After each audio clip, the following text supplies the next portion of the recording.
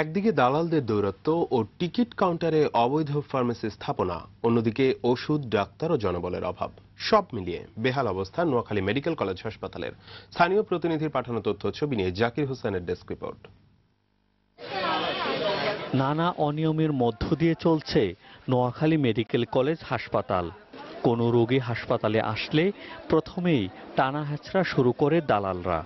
Seat নিতে হলে ঘুষ দিতে হয় তাদের, না হয় পড়ে থাকতে হয় মেঝেতে। আঙ্গরে বলছে যে 1500 টাকা এখন দেন নগদ, তো আমরা সিটের ব্যবস্থা করে দেব, এসে আমরা হাইতেন না।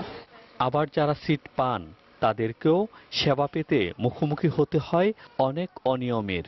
দুর্গন্ধ আর নোংরা পরিবেশ পুরো হাসপাতালেই। মশা মাছির উপদ্রব তো আছেই, রয়েছে পানি, বিদ্যুৎ ও ওষুধের স্বল্পতা। প্রয়োজনের সময় পাওয়া যায় না ডাক্তার অথবা নার্স। এসব রোগী ও তাদের অভিভাবকদের অভিযোগ। ডাক্তারকে বলছে অক্সিজেন দিতে, ডাক্তার বলতেছে এখন না সকালে দিব।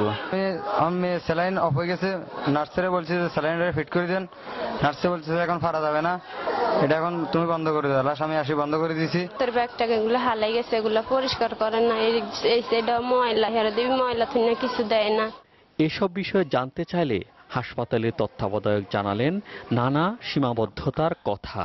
এখন 250 বেড হাসপাতালের জায়গায় এখন 500 বেড, মানে ডবল রুগী রাখতে হইতেছে।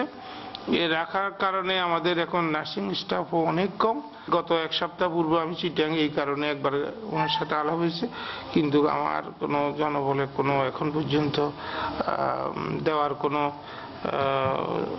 অবস্থা দেখতেছি না।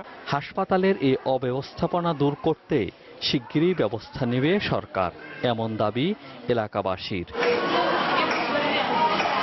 জাকির হুসাইন, দিগন্ত নিউজ ডেস্ক।